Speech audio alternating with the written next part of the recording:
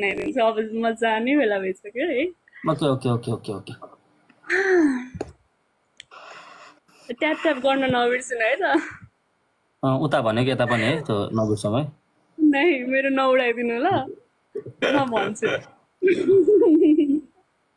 Okay, यसमा नि राम्रै भ्युज गरेछ, मैले देखेको थिइनँ कि। याद गर्नु, प्रेमी सधैँ फुल बोकेर आउँदैनन्, ऊ आउन सक्छ गहभरी आँसु बोकेर। जसरी लडेको काठको निष्प्राण मुढामा कतै हरियो बुट्टाले जीवन बाँच्न खोज्छ, त्यसरी नै मरेको मनमा पनि केही आशा बचाएर, तनमा थोरै श्वास बचाएर, छरपष्ट सपनालाई धितो राखी फिक्का हाँसो ओठमा सजाएर, हिउँदले बसन्त पुकारे झैँ तिमीलाई पुकार्दै, तिमीमा अविश्वासका हजारौं बहाना खोज्दै, प्रेमका लागि पनि शर्त बोकेर आउन सक्छ। रङ्गिनता चाहिने तिमीलाई बेरङ रङको प्रतिबिम्ब देखाएर अमूर्त भाव बोकी आउन सक्छ। तिमीले बेरङ्गताको रङ्ग मेटाइदिनु, मनका गहिरा चोटहरूको प्रेमिल मलम बनिदिनु। पतझरमा झरेका पातहरूलाई जसरी जमिनले आफूमा समाहित गर्छ, त्यसरी नै तिमीले उसको जीवनमा बसन्तको बीज रोपिदिनु। हृदयका चोटले छिया छिया उसका भावना, पत्थरको झैँ मुटु, मनमा रिस अनि आवेगका पहाड बोकेर आउन सक्छ। तिमीले उसको भावनाको कदर गरिदिनु, उसका अविश्वासलाई भरोसाको किमत दिनु, साना साना गल्तीलाई नजरअन्दाज गरिदिनु। खाली खल्ती काँडै काँडाको बाटो हुँदै एक फुल पनि नलिआएको हुन सक्छ। हातभरि ठेला र घिनलाग्दा दाग बोकेर, हारेर थाकेर विश्राम गर्ने चौतारी खोज्दै आएको हुन सक्छ। तिमी शीतल हावा बनिदिनु, उसको जीवनमा छहारी बनिदिनु। तिमी चिन्न सक्नु निस्वार्थता, प्रेमले उसलाई अँगालिदिनु। नुन झैँ पग्लिनेछ तिम्रो अनन्त प्रेमको सागरमा, ऊ कहिल्यै नउत्रने गरी डुब्नेछ। जहाँ डुबेर पनि उसलाई अफसोस हुने छैन, ऊ त्यसरी डुब्नेछ अनि त्याग्नेछ उसका अहम र घमण्डलाई, जिद र नादानीलाई। अनि फेरि उसले बाँच्नेछ एक जीवन पहिले झैँ, एक जीवन पहिले झैँ। यति नै थियो। यसको पनि सुन्ने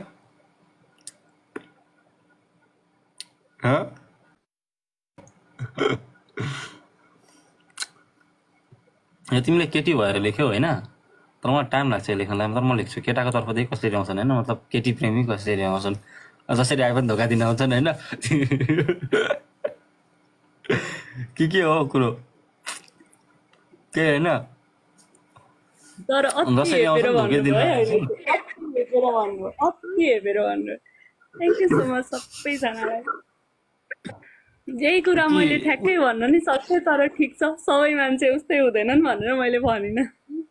आयुषाजीपट्टि हेरिरहेको लाइभ जसले हेर्नु केटाहरूलाई है, अनि मैले मेन्सन गर्न बिर्सेछु, यो पुष्पराज रेग्मीको टपिक होला।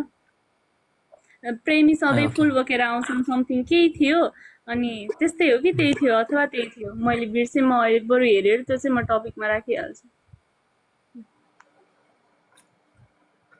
प्रेमी यसरी आउँछन् माया, जसरी म आउँछु कहिले नसोचेको समयमा, फुलमाथि शिर राखेर काँडामा सुत्न तयार भएर। प्रेमी यसरी आउँछन् माया। सुन ल के छ भने,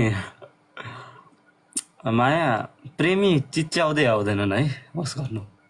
माया प्रेमी चिच्याउँदै आउँदैनन् है, होस् गर्नु। न त ढोलक बजाउँदै आउँछन्, रमाइलो नमान्नु। प्रेमी चिच्याउँदै आउँदैनन्, होस् गर्नु। न त ढोलक बजाउँदै आउँछन्, ऊ कविता जस्तै आउँछ, चुपचाप बिस्तारै, तिमीले महसुस नगर्ने जसरी आउँछ। प्रेमी त आकाश हेरिरहँदा बादलमा कोरिएको अनुहार हो, तिमीले हेर्ने ऐनामा तिमी भन्दा अघि देखा पर्ने छाया हो, यसरी आउँछ। तिमीले ऐनामा आफैलाई हेर्दा जसको छाया देख्छौ, त छाया भएर प्रेमी आउँछ। ऊ आउँछ रातभर गजल लेख्ने गरी, त्यो निन्द्र बिहानी कलमको शिरबाट तिमी रोए झैँ देख्छ, मुस्कान भित्रै गहिरो सम्झनाबाट। यसरी आउँछ जसरी मानौ ऊ कवि हो र तिमीमा कविता लेख्दैछ। ऊ यसरी आउँछ जसरी म आउँछु कहिल्यै नसोचेको समयमा, फुलमाथि शिर राखेर काँडामा सुत्न तयार भएर तिम्रो प्रेम यसरी आउँछ। तिमी सम्झन नखोजेको नाममा, तिमी सम्झन नसकेको नाममा, सम्झनामै नआएको सम्झनामा, तिमी सम्झन नसकेको नाममा, सम्झनामै नआएको सम्झनामा, तिमीले लेखेको पासवर्ड जस्तो सङ्घालिरहने गरी हो त प्रेमी यसरी आउँछ। जसले तिमीलाई सम्झनु अपराध होइन भनेर पनि अपराध बारम्बार दोहोऱ्याइरहेको हुन्छ। प्रेम यसरी आउँछ। यदि प्रेम अपराध हो भने ऊ सबैभन्दा ठुलो अपराधी भन्न तयार हुन्छ। हो यसरी आउँछ। हेर माया, म प्रेमी भएर आउनेछु तिमीले लेखेको डायरीको अन्तिम खाली पानामा, जहाँ तिमीले मेट्न खोजेका हिजोको यादहरू म आफै फेरि बिर्सने गरी आउँछु। म प्रेमी भएर आउँछु। तिमीलाई मलाई नभए पनि तिमीलाई माया गरियोस् भन्ने श्राप बोकेर, वरदान बोकेर, मलाई प्रेम चाहिँदैन भन्ने श्राप लिन्छु। तिमीलाई सबै खुसी मिलोस्, सबै प्रेम मिलोस् भन्ने वरदान लिएर आउँछु। हो माया, प्रेमी यसरी पनि आउँछन्। म त्यो प्रेमी भएर आउँछु। पछाडि नफर्किए पनि हर बाटोमा तिमीले सुनको पाइला जस्तै देख्नेछौ। हरेक पाइलै पछि आफ्नो अस्तित्व खोज्नेछौ। प्रेमी यसरी पनि आउँछन्। जहाँ तिमी हाँस्छौ त्यही मन्दिर बनाउनेछन्, अनि त्यो मन्दिरको प्रतिमा तिमीलाई नै बनाउनेछन्। माया, प्रेमी यसरी पनि आउँछन्। म प्रेमी भएर आउनेछु, यसरी आउनेछु। तिमी हाँस्दा र तिमी रुँदा पनि म तिमीमै हुनेछु, किनभने म तिमी भित्रको हिस्सा हो, म छुट्टै कोही होइन। तिमी भित्रको हिस्सा म हो र म भित्रको सबै तिमी हौ, जसलाई तिमीले प्रेम गरेको थियौ तर कहिल्यै स्वीकार गर्न सकेनौ। हो, प्रेमी यसरी पनि आउँछन्। प्रेमी कसरी आउने गर्छन् त? प्रेमी कसरी आउने गर्छन् त? कल्पना गर, ऊ स्वर बिना सङ्गीत जसरी आउँछ। कल्पना गर, ऊ स्वर बिना सङ्गीत जसरी आउँछ, सपना बिना निन्द्रा जसरी आउँछ, म जस्तै आउँछ। स्वर बिना सङ्गीत जस्तो आउँछ, सपना बिना निन्द्रा जस्तो आउँछ, म जस्तै आउँछ। नदेखिने, नबुझिने तर गहिरो प्रेम लिएर आउँछ।